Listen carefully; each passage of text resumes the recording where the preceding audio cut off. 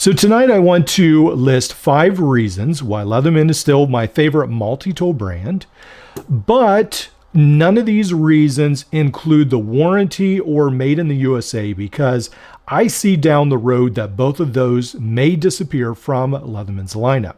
So I still think Leatherman has a possibility, even without those two huge factors, of being my favorite brand and yours down the road as well. Now, the first reason why Leatherman is my favorite brand is selection. That is very important.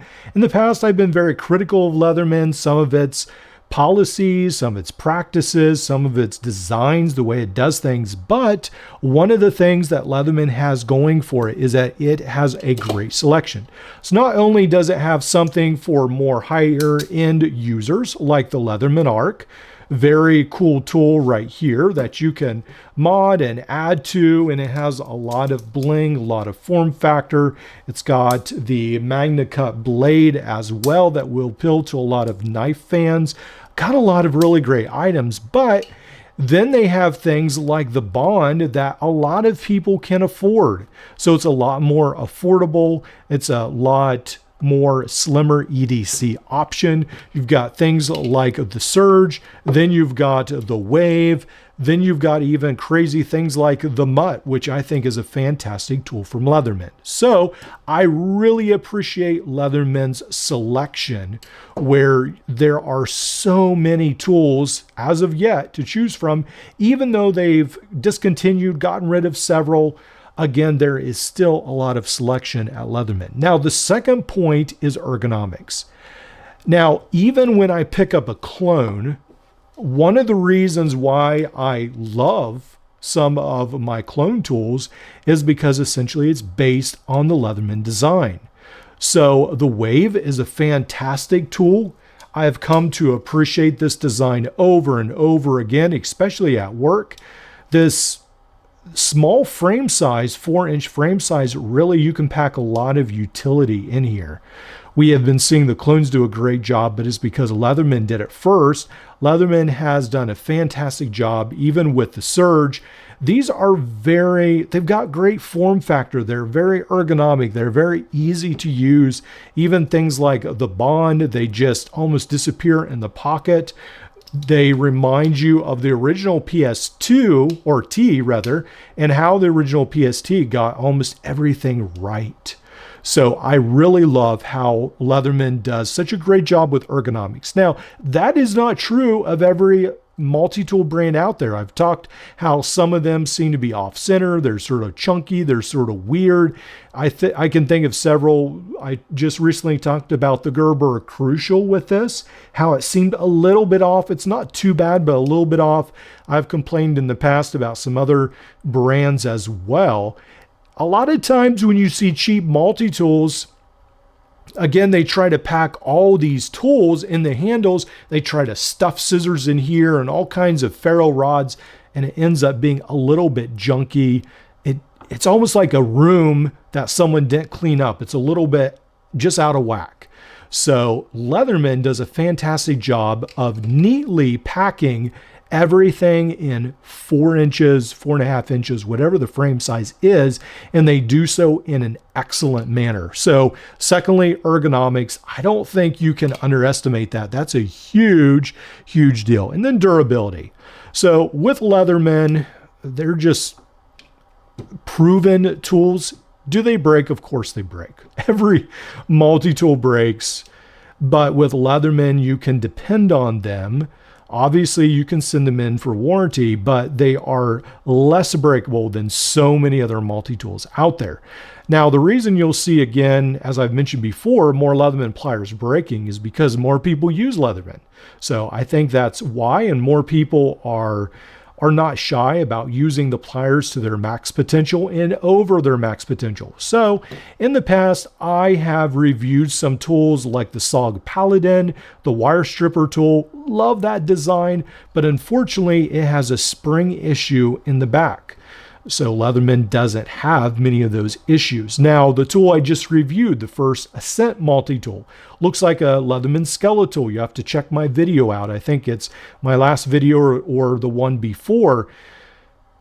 It's pretty much like a Leatherman skeletal, but again, it has some issues with, and the handle, someone messaged me that they are a little bit more susceptible to break. So over at Multi-Tool World, John Holmes, he was talking about how his had broken. So that is something to keep in mind. So with Leatherman, there is a lot more durability. Now, one of the other things that I really love about Leatherman, and this is something sort of my pet peeve about other brands, I don't talk about it that much, but it is, Leatherman does an excellent job with having heavy duty options. So a lot of other tool brands stick with a 4-inch frame size because that's what sells the best, I believe, in this market. So things like the Wave, things like the Bond, these are essentially your best selling frame size because it's a little bit more pocketable. It's about the perfect size for fitting the most amount of tools in without becoming too heavy. Now, when you get to these tools, you pretty much need a pouch to carry them. They're just a little bit heavy for pocket size, but Leatherman does a fantastic job of offering still the Super Tool in 3 different versions. The Mutt you can still get, also the Surge as well. So all these are great options to have for heavy duty options. Now, Leatherman has sort of gotten away from some of those designations, but that's what I still consider them. They'll call them maybe tools for work or whatever. But even though the categories may have changed on their website, these are still more of some of the sampling of their heavy duty lineup.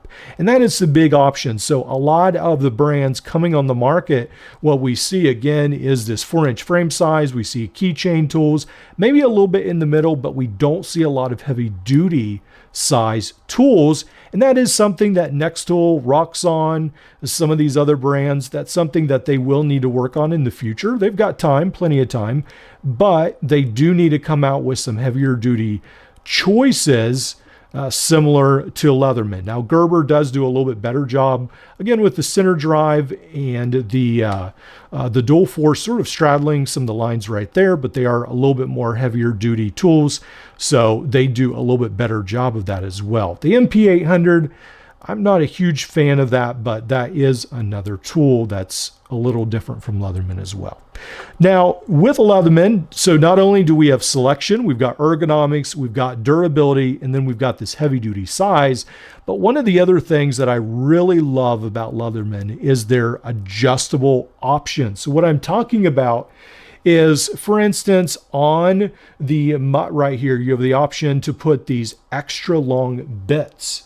So these bits that I struggled with in one video, actually here, right here, how there's this bit right here, and you can sort of get it started, and then it sort of falls out to some extent. It gets a little stuck in there.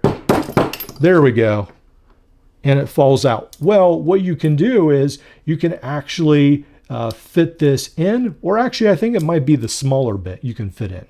So you can fit that in to some extent, but I think you can fit some smaller bits in as well. So I really like all those options. Again, they have where you can replace the cutter on here, just like you can replace, again, the cutter on here. This, on some of these super tools, there's special options where you can replace the saw blade. This one right here, you've got the bit driver. So again, all these really cool options on the Leatherman Surge. Case in point, the T-shank adapter. So I made a scalpel holder for mine, but you can do all kinds of things, and that's possible because Leatherman has this adjustability, adaptability, where you can plug and play different options. Now, increasingly, there's calls for Leatherman becoming modular. I don't think Leatherman needs to become modular. I think they're modular enough. We'll see in the future, but I do believe that modularity is a wave that goes up and down, and I'm not sure that it's here to stay. But maybe we'll talk about that more in the future. But Leatherman does a fantastic job of being a modular enough in that they have the T-shank, they've got the bit driver, they've got the replaceable wire cutters. Even though I'm not a fan of this latest generation, they do have them. I'm not a fan of the Leatherman bit necessarily, but again, it is an option, and it does allow you to put things like the Volti bit in here. So it does allow for, again, some modularity. So I do appreciate that. So those are my 5 reasons. Let me know your reasons. Why do you love Leatherman? Again, I do criticize Leatherman. I will still continue to criticize Leatherman, but overall, they are still my favorite brand. When I go to any web page, I believe they still have the best tool selection on the market when you look at the whole lineup. Now, Victorinox, I don't really consider, they have a lot of keychain, pocket knife, all those options. I'm talking about more plier-based versions. So I do still think Leatherman is one of the best options out there as a whole company. I'll see you in the next video.